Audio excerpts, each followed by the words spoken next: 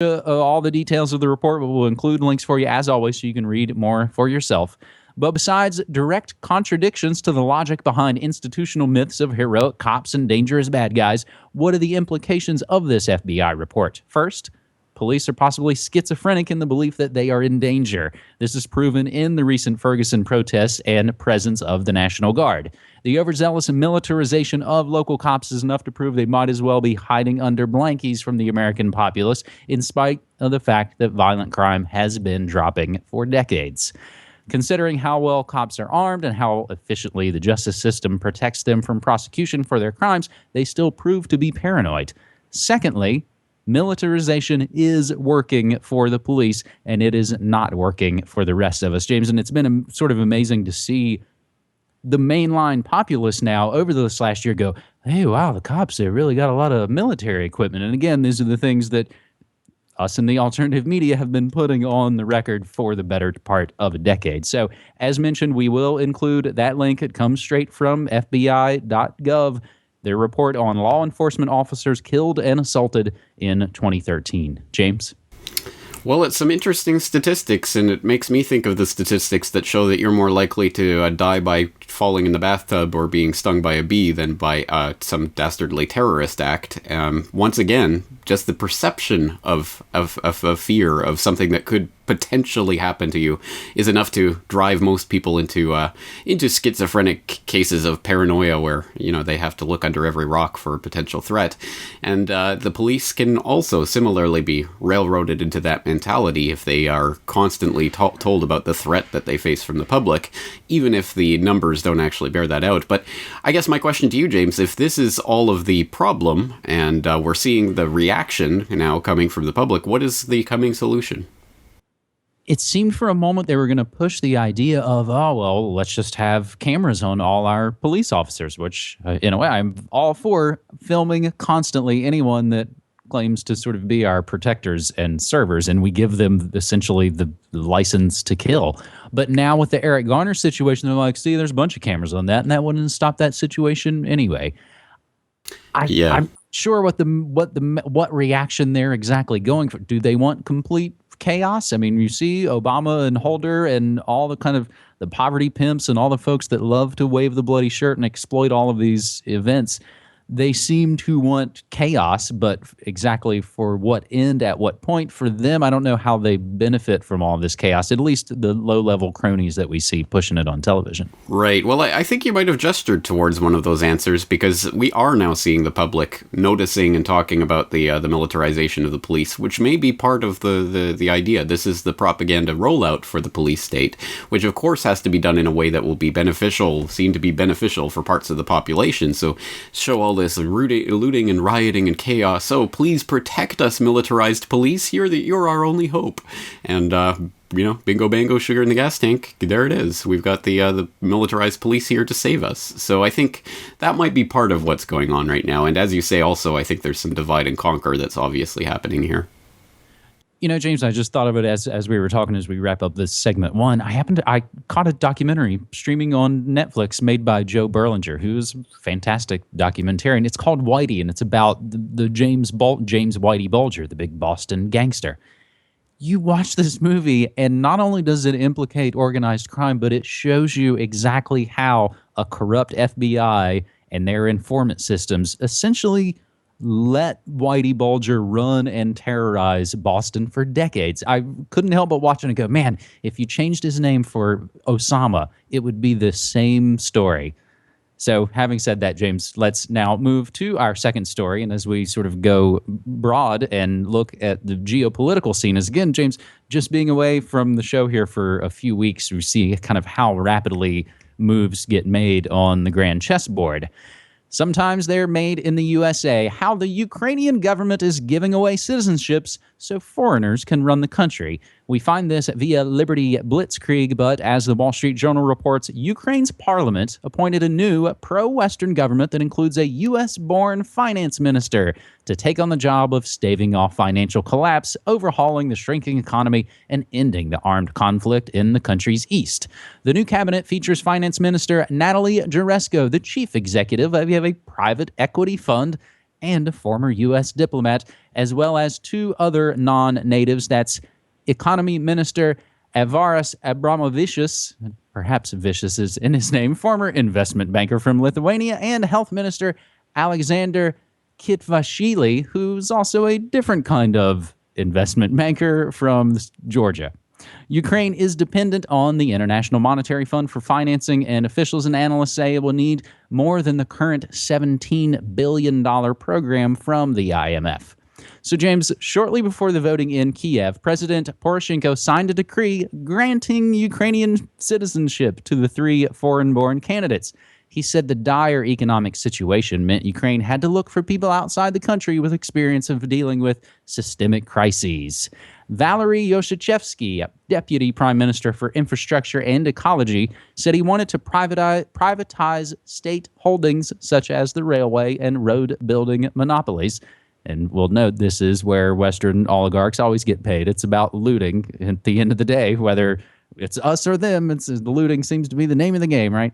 Some analysts praise the inclusion of outsiders in the government as a way to tap foreign experience, insulate against corruption, and help push through unpopular economic overhauls. But opposition lawmakers slammed the decision.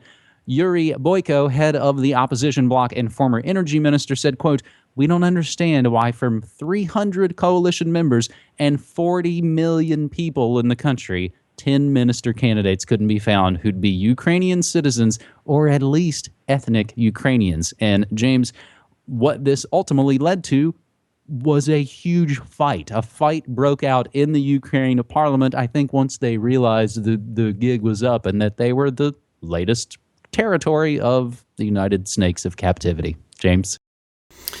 I think that's a good way of putting it. It's a really quite remarkable thing, isn't it, to be granting citizenship to get these people into a cabinet in the newly formed government. And I mean, the optics of this alone are just so atrocious that I can't believe they they attempted to do it. But there you are. So I personally I haven't looked into these characters yet, the Natalie Jaresko and the others.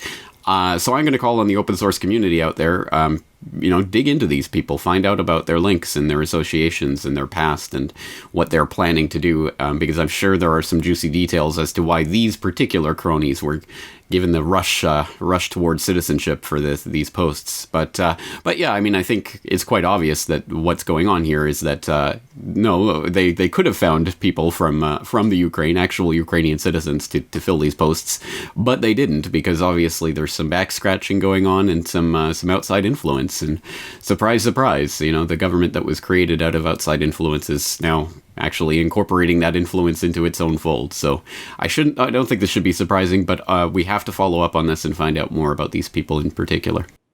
So, James, just some of our other geopolitical headlines that we're trying to keep an eye on, and we'll note them here as related to this second story. Iraq uncovers 50,000 fictitious names on the army payroll in major military fraud. Meanwhile, Iran accuses top nuclear watchdog of forging documents on their alleged atomic bomb research. And the U.S. drops terrorism finance sanctions on Yassin al-Qadi. Who's that? Oh, he's that Saudi P-Tech investor, African embassy bombing financier, and alleged Gladio B agent now let off the hook. James, those are elements you've investigated to a great deal, and I know that's why you wanted to include just briefly this mention of Yassin al-Qadi. Yeah, absolutely crazy story, and it connects into the Gladio B story that I just talked about on the podcast, so I hope people will check into that and then check into this story and see what's lining up. So we will move to our third and final story this week, James, as we'll go to a little bit of good news next week. And we take this from takepart.com. Yes, organic farming can feed the world. And they begin by noting the author of this article, Anne Lappé, had been at some recent food conferences in Europe. But when you jump down, you realize she's talking about what's making the agribusiness shake in their boots. organic culture taking off all around the world, especially where it's needed most. About 80% of all organic producers are based in developing countries, with India, Uganda, Mexico, and Tanzania leading the charge. To date, 162 nations are now homes to certified organic farms, and in 2012, the 37.5 million hectares of farmland produced a harvest worth $63.8 billion. Now, while that works out to less than 1% of a global agricultural land, the figure dramatically undercounts the actual amount of land farmed using organic principles, as many farmers are not part of an official certification program. So consider that globally, organic agriculture has received a fraction of the subsidies and 0.4% of the research dollars funneled into chemical farming ventures. The author goes on to say that they would never suggest promoters of industrial agriculture and GMOs have a Machiavellian strategy for global food chain dominance. We'll say that here, but the consolidation of the food chain is alarming. Perhaps that was what was most inspiring about the soaking of the stories in Istanbul, where they were as well. The 981 attendees of the Organic World Congress were the faces of the counterforce, farmers, researchers, advocates at the front lines, pushing back against corporate consolidation and speaking up for a truly sustainable system that can feed the world. So, James, that is a Good News Next Week update, and we'll tie it in by mentioning the recount has actually been triggered here in Oregon as the Measure 92, the most expensive ballot measure in Oregon history to, find out what's in our food, has gone to a recount as it came within 809 votes, thereby triggering an automatic recount that's 0.05%. And I think the results actually have to be in within about a week, December 12th. So by December 12th, we will know something. And I've even heard whispers and reports and rumors of course, the Monsanto cronies wiggling their way into some of these recount procedures and actually being removed in some places. James? Interesting. Very interesting. Well, we'll keep our eye on that and report back. But in the meantime, yes, organic agriculture is capable of feeding the world. And it's interesting. They always tout this golden rice and other things that are absolutely essentially necessary to feeding the poor of the world. Whereas they never talk about things like the green super rice, the non-GMO rice that's being worked on right now that promises to do a lot of the same things. And in fact has even better results than a lot of the GM crops, and also we just this past month saw the largest investigation study into safety of GMO food ever, launched by a Russian NGO. Of course, getting very little mainstream press, but it is going on right now. It's I think a 3-year feeding study that's going to definitively conclude, or more definitively conclude, what we already know, which is that we don't want to be eating this GMO. So again, it's an important issue. I hope people actually study some of these links and find out more about the issue so that they're better informed about them, because again, I think information is power when it comes to stories like these. So, James, will include 2 other good news stories as related to this third segment. And one we actually talked about this morning on the morning show that I work on here in Oregon as Happy Valley. That's a small town here in Oregon. Their levy to fund the police force failed by 1 vote, and now it threatens the entire existence of the police department. So we're talking about this story. I can't help but just like, oh no, the police force might go away. I seem to remember a story where you talked about out of Acapulco where the police force went on strike and no one wanted them back. And I think this could be another one of those great situations where were the police to actually go away, you would find life would not only go on, but it would probably go on a lot better. That's not even to pull in super volatile situations like New York and Ferguson. Just take your own town back. So the other good news note, James, Utah bill to shut off water to the NSA moving forward. Now, we'll end on some bad notes and end on the ask that folks give us news tips and use hashtag #NewWorldNextWeek on Twitter. And that's how we're able to find and sort of open source collect a lot of this kind of info, and we all see it and we can all share it. Flu vaccine death toll rises in Italy. I believe it's over 13 deaths now, where here in the States, James, it's a shocker.